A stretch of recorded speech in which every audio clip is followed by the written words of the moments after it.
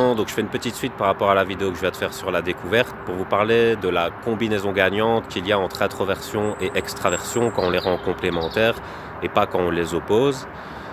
Et pour ça je vais vous parler d'un personnage fictif qui est Indiana Jones, et je tiens à préciser que c'est un personnage fictif.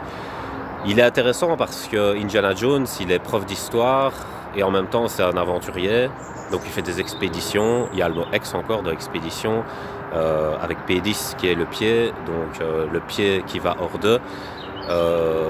Et Indiana Jones, il a ses petites lunettes, il se cache derrière ses réflexions d'historien. Ça, c'est sa facette introvertie, et puis sa facette extravertie. Il part vraiment à l'aventure, il se met en danger, et il a des péripéties.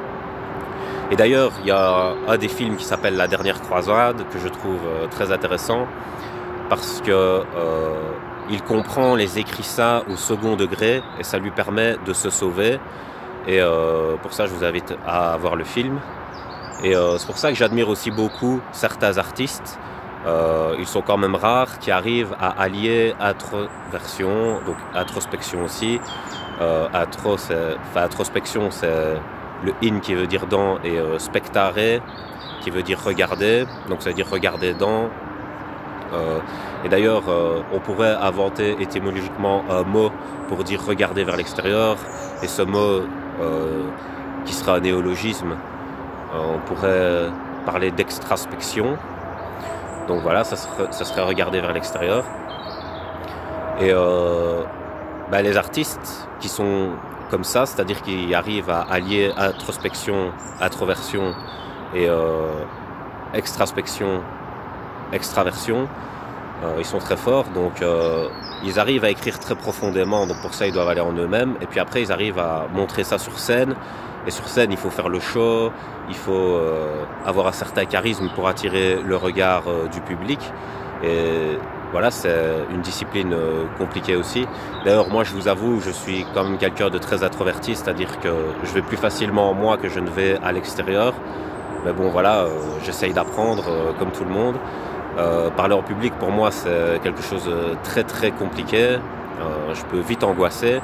Et c'est pour ça aussi que j'admire les humoristes extravertis, parce qu'ils arrivent à partir un peu dans tous les sens comme des feux d'artifice, et ils se recentrent assez facilement. C'est-à-dire qu'un humoriste, il peut faire un très grand show d'un coup et stimuler beaucoup d'émotions, et puis d'un coup il se recentre, il se calme, et puis il peut repartir d'un coup comme ça.